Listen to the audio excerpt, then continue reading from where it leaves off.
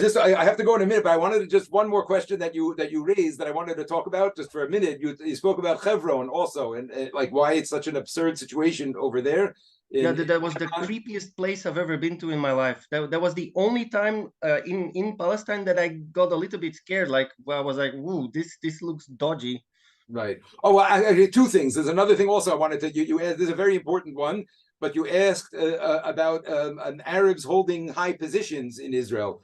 So yeah, so the answer is absolutely yes. On the Supreme Court, there is a Muslim Arab justice on the Supreme Court. The Israeli Supreme Court, 100%, just like everybody else that's up there. A Muslim Arab is there. They have members of the Knesset. The Knesset has 120 members. It fluctuates depending on elections, but right now there are 10 members of the 10 members of the Knesset that are Arab, Muslims, and Christians. And in the way it works over here, out of the 120, they need to come up with a coalition of 61. Right, you need 61 members in order to have a coalition. So in the previous government, not the current Netanyahu government, but in the previous government, the Arab group was part of that coalition, meaning they were in the seat of power. They controlled the government more than Bibi did. You know what I mean? So that's for sure the case. There's never been an Arab prime minister. I don't think there ever will be, just because of the numbers, right? But as far as like representation in the country, it's again, apartheid is the most ridiculous thing. It's like, you know what I mean? They literally are. There are judges, lawyers on the Supreme Court, in the government. There, absolutely. Okay, but finally, just Hebron. We'll just talk for a minute. For us, for Jewish people, I'm saying, I don't know. Are you familiar with the Bible? I don't know if you're Christian or you're. I went to a Catholic school. We read the Bible. So. Right. Okay. So Hebron, even before Jerusalem, right? Hebron was in the Bible as the place where Abraham purchased that land, and he's buried over there, and Sarah is buried there, and Jacob, and so Hebron has been always a very, very, very central, holy Jewish city. You know what I mean? It's been something, even when it was not majority Jewish. It's been for thousands of years not majority Jewish, but there's always been a Jewish presence over there until 1929. In 1929, there was a massacre over there, the Hebron massacre, it was called, which was a riot that erupted from the Arabs, and they killed 100 people, and more than 100 people. And at that point, all the Jews left. Then they came back in 1961 to establish a Jewish presence over there. But I think it's a very, again, I don't know if this is moral, or I don't know. I know the situation. There's very few people that live there full time. There are people that live there full time. There are hundreds of people that are not just coming and going. There's hundreds of people that live there full time. But it's very, very symbolic. You know what I mean? It's a very, very powerful symbolic place. And the place that we pray over there, I forgot what it's called, something of the patriarchs, the cave, maybe the cave of the patriarchs or something like that.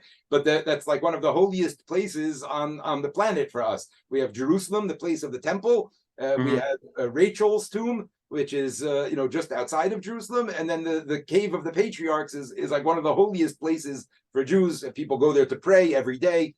I think it's I think there's something very important symbolically that Jews are not going to leave and just give it up. It doesn't make so much sense, right? Like practically, that there's thousands of soldiers there to protect a few hundred people.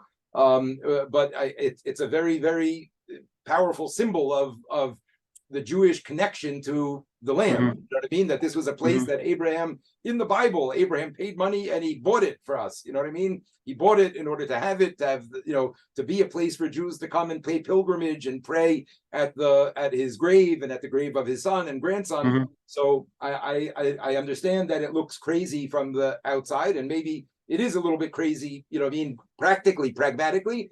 At the same time, it's a very, very important spiritual center for Jewish people. Again, going back thousands of years, saying people all around the world, recognized Hebron as like, one of the Jewish centers in Israel. So I don't think they're ever going to give it up. You know what I mean? But do you need a permanent presence there? Like Belgian Catholics don't want the permanent presence in Rome when they want to visit holy places. I hear they go and visit holy places, but they don't. I hear, like I said, I think it's something very powerfully symbolic about it that this is, this is like the very, very first place in this entire land that was owned by Jews and settled by Jews, and so I think it's a very, very, you know, maybe this is the place where there's some irrational, you know, some irrationality behind the hanging on to it like this. I understand that, and I certainly don't condone any of the violence or any of the thing, people throwing garbage at them and whatever. That's awful. Yeah,